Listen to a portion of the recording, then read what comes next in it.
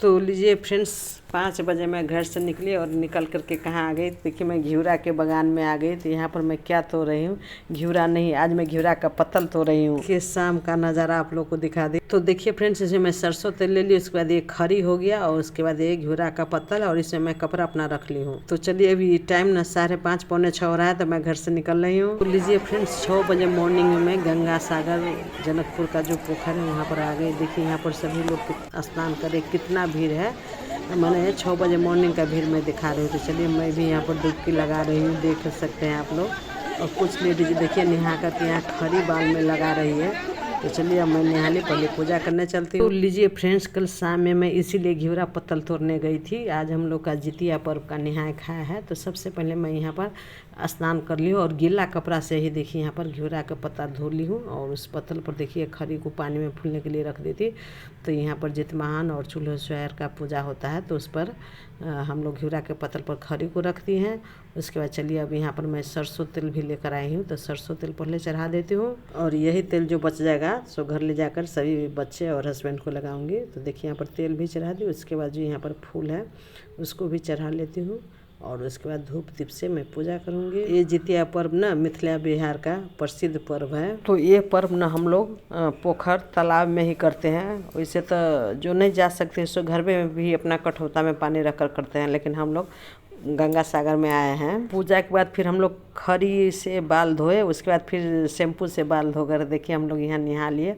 और नहा लेने के बाद देखिए यहाँ पर सभी महिला सिंदूर लगाती है, मैं भी सिंदूर लगा ली। चलिए मंदिर में पूजा करने के लिए।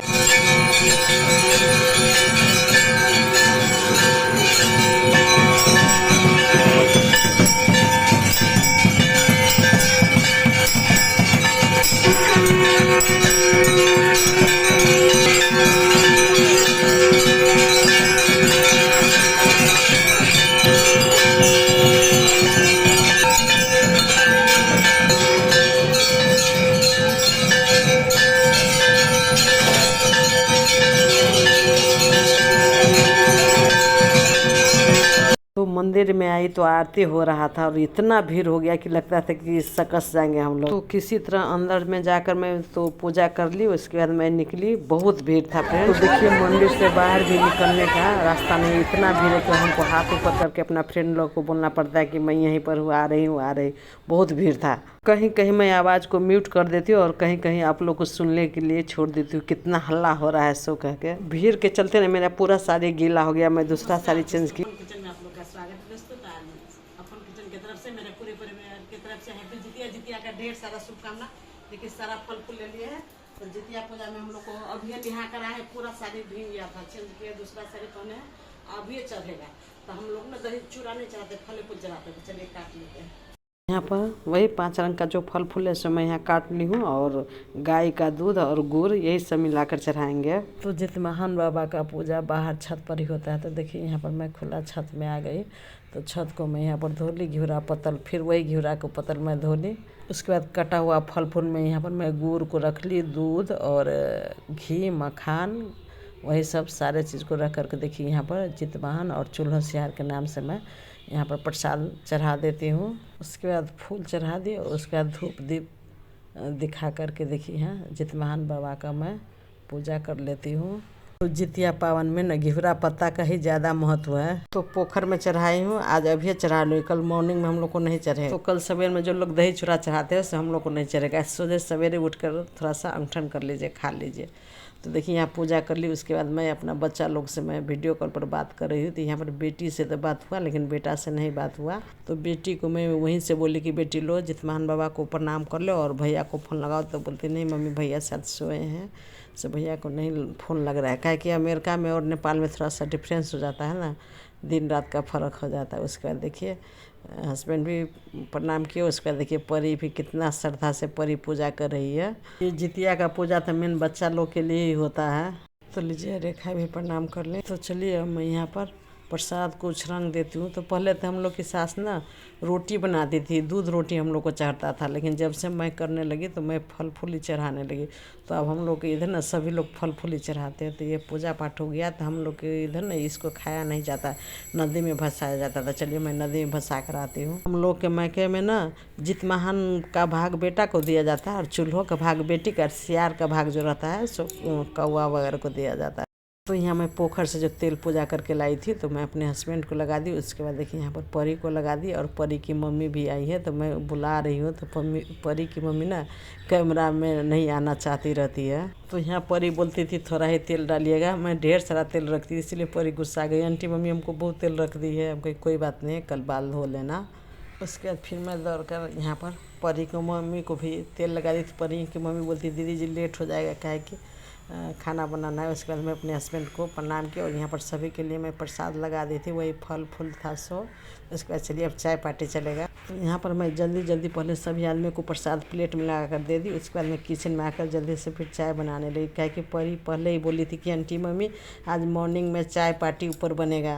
तो आइए फ्रेंड्स, आप लोग के लिए भी मैं चाय लेकर आई हूँ। तो देखिए ना परी एकदम गुस्सा में है, मैं ज़्यादा तेल लगा दी तो वही मैं उसको अच्छा से तेल मिला दे। तो मैं बोलती हूँ कि चलो परी तुम भी प्रसाद खा लो मेरे साथ। तो बोलती नहीं मैं नहीं खाऊंगी। तो देखिए सभी लोगों को मैं प्रसाद खिला दी थी। थोड़ा सा मैं एक दाना परी को किसी तरह खिला देती हूँ, कुछ भी नहीं ले रही है, गुस्सा में है।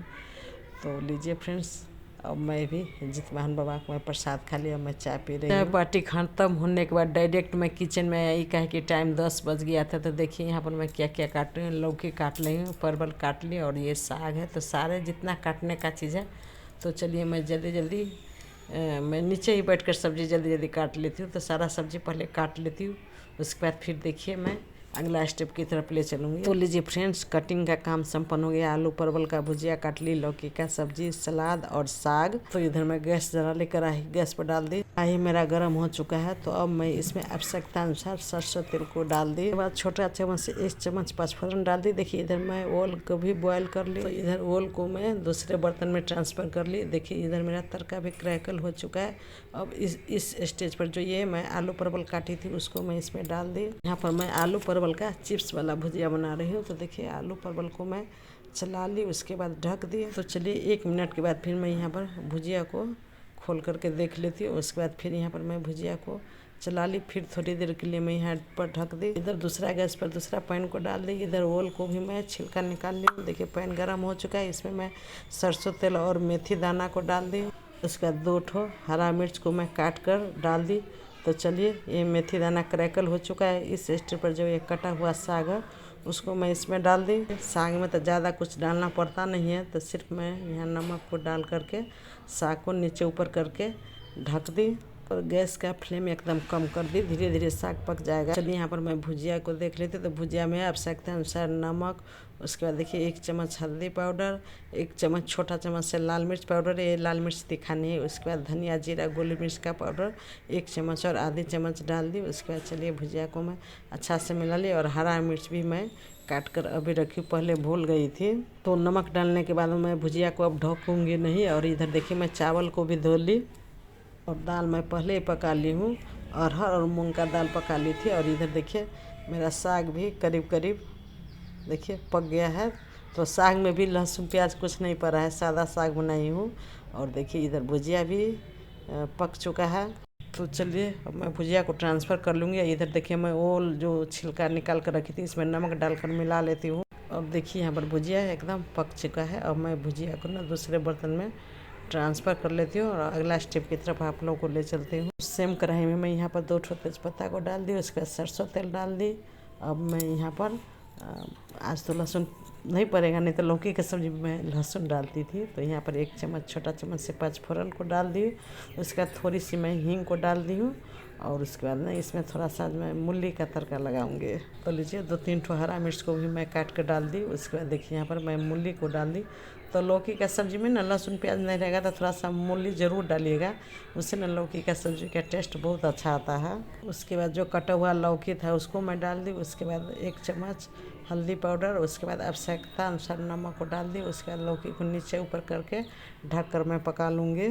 तो चलिए अगला स्टेप की तरफ फिर। तो ये ओल को मैं नमक रखकर मिला ली थी। उसके बाद देखिए यहाँ पर आधा जो मेरी नींबू है उसका रस मैं निचोड़ दी। तो ओल की चटनी में नमक और नींबू को मैं डाल दी हूँ। तो अब मैं इसमें तड़का लगाने के लिए अदरक और हरा मिर्च काट ली हूँ। इधर चावल भी पक रहा है, इधर बीच बीच में सब्जी को भी चला लेती हूँ। तो चलिए चावल भी पक चुका है। तो यहाँ पर मैं गैस पर तड़का पैन डाल दी। उसके बाद देखिए यहाँ पर मैं सरसों तेल को पहले डाल दी। यहाँ तड़का मैंने छोटा चम्मच से आधा चम्मच मेथी दाना, उसके बाद थोड़ा सा जीरा, एकदम थोड़ा सा, उसके बाद थोड़ा सा सरसों दाना। तो सरसों दाना डालने के बाद देखिए सारा तेल उड़ गया। उसके बाद मैं गैस से उतारने के बाद थोड़ी सी हींग डाल दी। उसके बाद देखिए कलर के लिए थोड़ी सी हल्दी पाउडर और थोड़ा सा मैं यहाँ पर लाल मिर्च का पाउडर डाल दी। और हरा मिर्च और क्या बोलते हैं अदरक जो काटी थी सो रखना ही भूल गई, कहे कि अकेले हूँ, धरफड़ हो रहा है। टाइम भी आपको 12 बज गया था, तो खाना का टाइम भी लेट हो रहा था।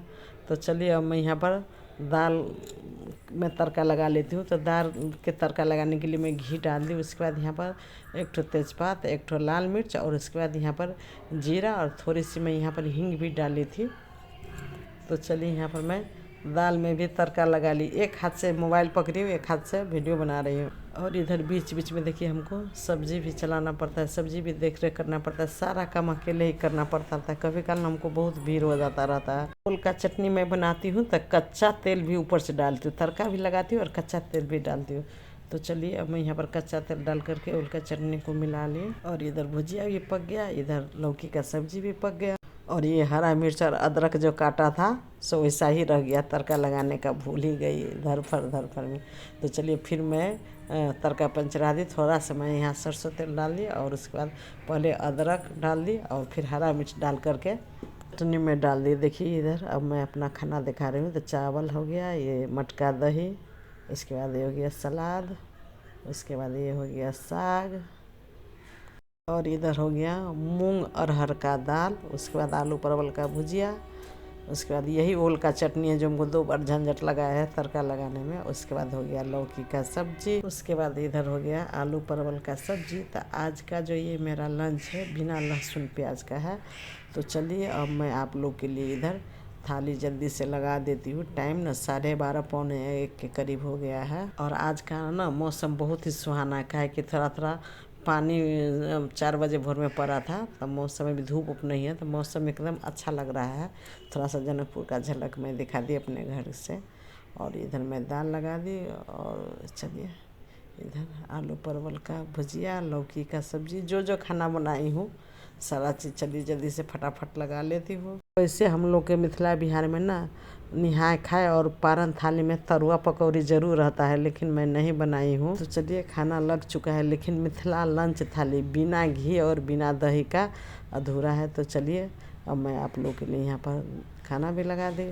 तो आजकल मैं मटका में दही जमाती हूँ, कि अभी तुरंत चौड़चन हुआ था तो उसमें 2 ठो मटका हमको मिला है। फ्रेंड्स जितिया निहाय खाए स्पेशल थाली बन करके देती है। तो मैं सिंपल सा बनाई हूँ, पकौड़ा वगैरह आज नहीं बनाई, क्या कि रात में गैस ज़्यादा बन जाता रहता है ऑयली चीज़ से तेल से। इसलिए मैं चावल बना ली हूँ, लौकी का सब्जी, उसके बाद हो गया है ओल का अचार, साग और दाल, दही, आलू परवल का भुजिया, सलाद और 1 चम्मच घी तो पड़ता ही है मिथिला लंच थाली में। तो जितिया स्पेशल निहाय खाए थाली है। तो मेरा वीडियो आप लोग शुरू से अंत तक जरूर देखिएगा।